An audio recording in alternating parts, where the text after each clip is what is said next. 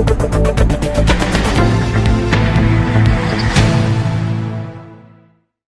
मैं हूं आपके साथ अनुष्का राय और आप देख रहे हैं तक्षशित न्यूज। नारी सम्मान योजना को अनोखे तरीके से जनता के बीच लेकर पहुंचे कांग्रेसी, ढोल ताशे बजाकर और महिलाओं के चरण धुलाकर किया योजना का प्रचार। दरअसल इंदौर में कांग्रेस कार्यकर्ताओं द्वारा नारी सम्मान योजना के फॉर्म भरवाए जा रहे हैं। इस योजना को जन जन तक पहुंचाने के लिए प्रदेश कांग्रेस कमेटी के सचिव निर्मल मलोरिया द्वारा नया तरीका अपनाया गया है। वे कांग्रेस कार्यकर्ताओं और बैंडबाजों के साथ महिलाओं के पास पहुंच रहे हैं और उनसे नारी सम्मान योजना के फॉर्म भराए जा रहे हैं। इस दौरान कांग्रेस नेता द्वारा महिलाओं का पाद पूजन किया गया। कांग्रेस नेता निर्मल मलोरिया का कहना है कि कांग्रेस पार्टी की नारी सम्मान योजना महिलाओं के लिए काफी फायदेमंद होगी और इस योजना से उनके जीवन में काफी परिवर्तन आएगा। कांग्रेस नेताओं की माने तो नारी सम्मान योजना को महिला द्वारा खासा पसंद किया जा रहा है।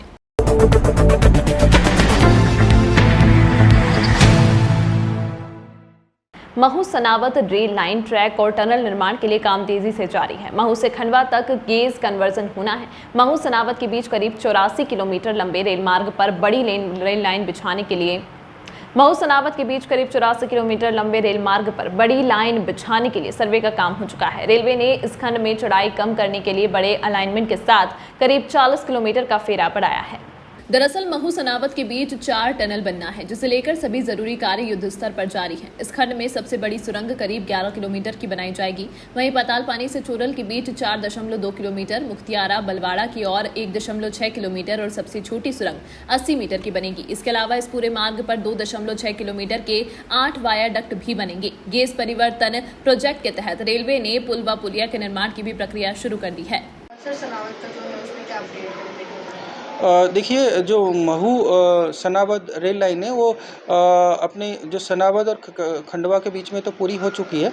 इसके बाद का जो वो है अभी काम चल रहा है, सर्वे चल रहा है और तो अभी जियोलॉजिकल सर्वे और दूसरे मैपिंग सर्वे चल रहे हैं। तो ये काम जो सर्वे का काम है जुलाई अगस्त तक पूरा हो जाएगा। इसके बाद में फिर इसकी प्रोसेस चालू होगी। तो ये काम अभी प्रगति पर है। कितने समय तक रहेगा, क्या मतलब एक समय सीमा दी गई है? देखिए, वो अभी क्या है कि अभी हाल में ही सीआरबी साहब आए थे, जीएम साहब आए थे, उन्होंने इसका मुआयना किया और इसके बाद में फिर पूरी जो टीम थी राइट्स की, इसके साथ में इसका पूरा मुआयना किया और ये देखा कि मैपिंग और जो दूसरे सर्वे हैं फिजिकली जो सर्वे हैं वो सारी चीज़ें लोकेशन देखा। इसके बाद में ये जैसे ही ये पूरे सर्वे कंप्लीट हो जाएंगे, इसके बाद में दूसरी प्रक्रिया चालू होगी। सर, कुछ इफेक्ट पड़ रहा है इसका? समय भी लग रहा है, ट्रेनें भी चल रही है। देखिए, अभी क्या है कि धीरे धीरे महू से भी पटरियां उखाड़ी जा रही है और उधर से ओंकारेश्वर से भी काम चल रहा है। यार्ड रिमॉडलिंग का भी महू में काम चल रहा है। तो अब इस तरह से यहाँ तो उसका इम्पैक्ट नहीं पड़ेगा। फिर भी जो अब रीडेवलपमेंट, इंदौर रीडेवलपमेंट होगा तो कुछ ट्रेनों को दूसरी लक्ष्मीबाई नगर से भी चलाने की काम चल रही है और दूसरी कई जो योजनाएँ यहाँ पे अभी डेवलपमेंट होने वाले हैं। सर, वो जो टनल बन रहा है वो उसकी क्या अभी स्थिति है, कितने काम उसका प्रोग्रेस पर पहुँचा है? देखिए, अगर टनल की बात की जाए, दाहोद वाला जो लाइन है उसकी आप बात कर रहे हैं शायद, क्योंकि जो इंदौर दाहोद लाइन है वो इंदौर दाहोद लाइन इस पे टनल पे पानी पूरी तरह निकाल दिया गया है। इसके आगे का काम अभी प्रोसेस में है। वहाँ पे जैसे ही ये काम, क्योंकि इसको अभी प्रगति देना है और पूरी तरह टनल का पानी क्लीन करने के, मोबिलाइजेशन करने के बाद में, और राइट्स ने अपने हाथ में ले लिया है और इसको अभी पूरा प्रोसेस करने की कवायद चल रही है।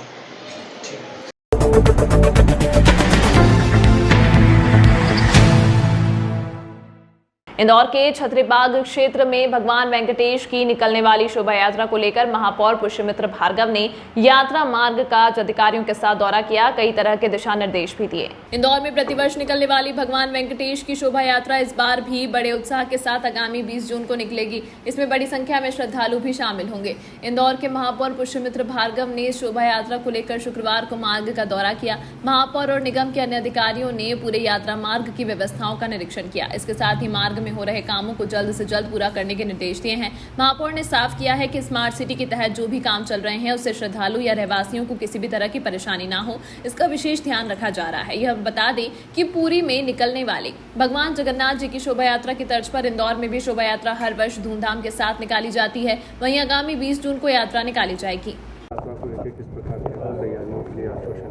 प्रति वर्षानुसार इस वर्ष भी भगवान वेंकटेश की रथ यात्रा भव्य दिव्य रूप से निकले, उसकी तैयारी को लेकर भगवान का आशीर्वाद लिया है और जो भी आवश्यकताएं होंगी अच्छे से, सुंदरता से और भव्यता से यात्रा निकले, उसमें हम सब मिलकर सहयोग करेंगे। और मुझे विश्वास है कि हर वर्ष की तरह इस बार भी भगवान वेंकटेश की रथ यात्रा बहुत भव्यता और दिव्यता से निकलेगी।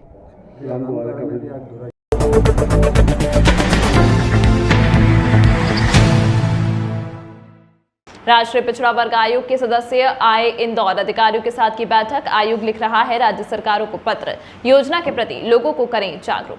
हाल ही में राष्ट्रीय पिछड़ा वर्ग आयोग का गठन हुआ है। आयोग के सदस्य लगातार राज्य के दौरे कर रहे हैं ताकि पिछड़ा वर्ग के लोगों को उनका हक मिले। गुरुवार को राष्ट्रीय पिछड़ा वर्ग के सदस्य भुवन भूषण कमल इंदौर पहुंचे। उन्होंने इंदौर के स्थानीय अधिकारियों के साथ बैठक कर पिछड़ा वर्ग के लोगों के लिए चलने वाली योजनाओं के क्रियान्वयन की जानकारी ली। मीडिया से चर्चा करते हुए भुवन भूषण कमल ने कहा कि आयोग राज्य सरकारों को पत्र लिखकर योजनाओं की जानकारी वर्ग के लोगों तक पहुंचाने का काम करे ताकि अधिक से अधिक लोग लाभ ले सकें। उन्होंने माना कि सरकार सुप्रीम कोर्ट के निर्देशों के बाद भी 27% आरक्षण का लाभ नहीं दे रही है। पंजाब सरकार तो नीट सहित अन्य प्रतियोगी परीक्षाओं में पिछड़ा वर्ग के लोगों को 1% का भी लाभ नहीं दे रही है। देखिए, केंद्र सरकार ने पिछड़ा वर्ग आयोग को, राष्ट्रीय पिछड़ा वर्ग आयोग को संवैधानिक दर्जा दिया, जिसकी डिमांड पिछड़ा वर्ग का समाज काफ़ी लंबे समय से कर रहा था और पहली बार देश के इतिहास में संवैधानिक दर्जा उसको मिला है। और हम चाहते हैं कि सभी राज्यों में भी स्थिति इसी प्रकार की बने।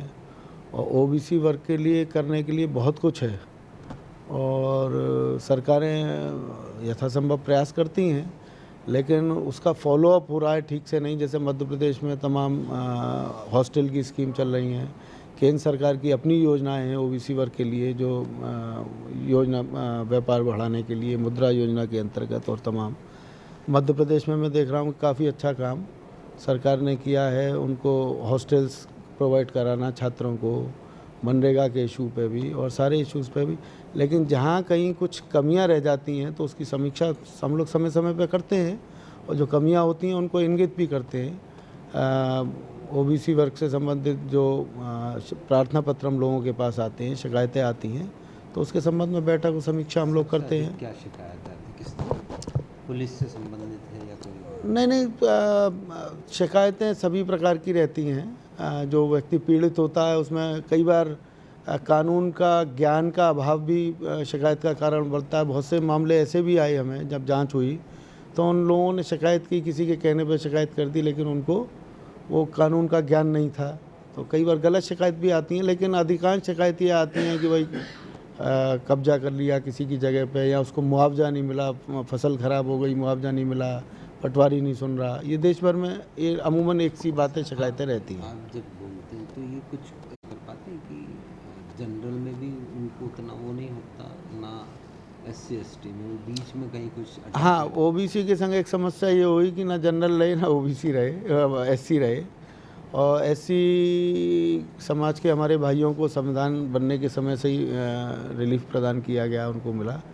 अब कई प्रदेशों में दिक्कत ये आ रही है, केंद्र ने जैसे सुप्रीम कोर्ट की गाइडलाइंस के अनुसार और जो मंडल आयोग की सिफारिशों के अनुसार 27% आरक्षण है, लेकिन कई राज्यों में हमने देखा कि वो 27% आरक्षण पिछड़ों को नहीं मिल रहा है। पंजाब सरकार में हम गए, जैसे केंद्र सरकार ने नीट में, मेडिकल कॉलेज में, सब में, केंद्रीय विद्यालयों में, आर्मी के स्कूलों में आरक्षण दिया है पिछड़े वर्ग के विद्यार्थियों को। पंजाब में हम गए तो देखा वहाँ पे मेडिकल में 0% आरक्षण दे रहे हैं।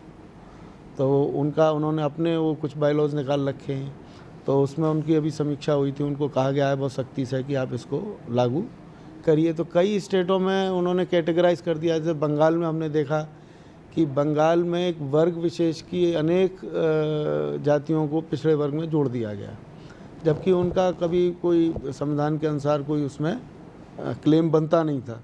लेकिन वो कुछ पॉलिटिकल इश्यूज आ जाते हैं, लोगों की अपनी पॉलिटिकल महत्वाकांक्षाएं होती हैं। लेकिन कोई भी कार्य करते समय में सभी सरकारों से हम लोग ये कहते हैं कि ओबीसी वर्ग के हितों का ध्यान रखा जाए। किसी का हित मार के दूसरे को आप हित देंगे तो वो न्याय नहीं है। आप सबके संग न्याय करिए, लेकिन किसी से छीन के किसी दूसरे को देंगे तो ये तो न्याय नहीं हुआ। न्याय ये है कि सबको मिले और सबका विकास हो।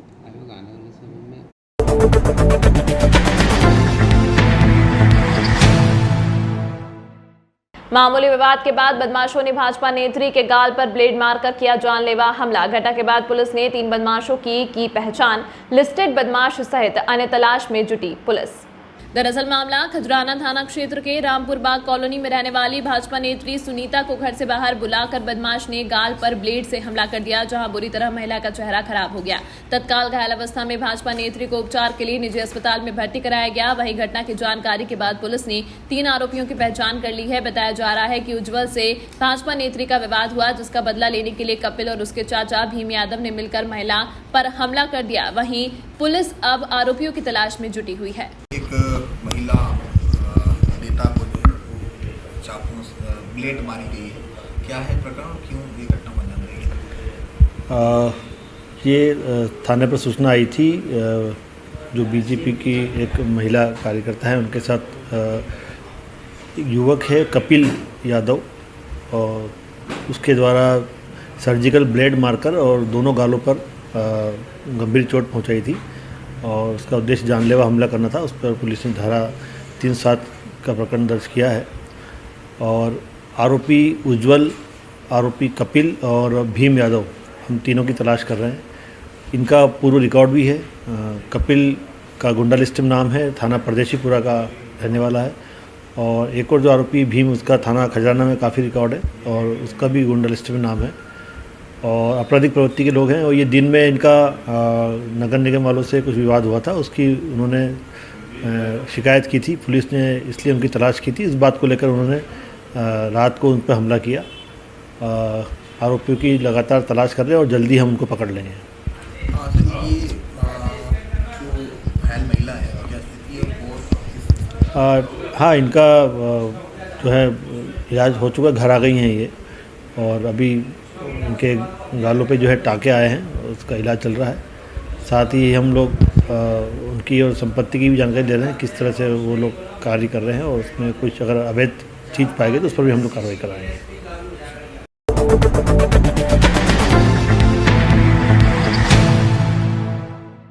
पारिवारिक कार्य से बाहर गए फार्मा कंपनी में काम करने वाले फार्मासिस्ट के घर को चोरों ने बनाया निशाना। घर में रखे सोने चांदी के आभूषण और पार्किंग में रखी 2 मोटरसाइकिल चोरी कर ले गए बदमाश। घटना का सीसीटीवी फुटेज आया सामने। पुलिस प्रकरण दर्ज कर आरोपियों की कर रही तलाश। दरअसल मामला कनाडिया थाना क्षेत्र के आनंद हेरिटेज बिल्डिंग में रहने वाले फार्मासिस्ट नीरज राठौर पारिवारिक कार्य से बाहर गए हुए थे। तभी सोने मकान में अज्ञात 2 से 3 बदमाशों ने घर का ताला तोड़कर अंदर घुसे और घर में रखा सोने चांदी के आभूषण और नकदी पर हाथ साफ कर लिया। बदमाश जाते वक्त पार्किंग में खड़ी 2 मोटरसाइकिल की चोरी कर ले गए। घटना के बाद स्थायी पुलिस मौके पर पहुंची तथा जहां पर यादव की शिकायत के बाद मामला दर्ज किया गया है। वहीं आसपास लगे सीसीटीवी फुटेज खंगाले गए, जहां बदमाशों की वारदात को अंजाम देते हुए नजर आ रहे हैं। फिलहाल पुलिस सीसीटीवी फुटेज के आधार पर जांच कर रही है। चोरी की वारदात को अंजाम दिया गया। हाँ, परसों रात्रि में चोरी हुई थी। उसकी कल फरियादी नीरज राठौर द्वारा थाने पर सूचना देने पर अपराध कायम किया है, जिसमें 2 मोटरसाइकिल और कुछ नकद यानी ताला तोड़ कर चोरी हुई है। उसकी एफआईआर होने के बाद में जांच जारी है। सर, आसपास सीसीटीवी कैमरे भी देखे जा रहे हैं और अज्ञात आरोपियों की तलाश जारी है। आपका परिचय? एएसआई रामगोपाल वर्मा, थाना कनाडिया। तमाम महत्वपूर्ण खबरों के लिए देखते रहिए तक्षित न्यूज।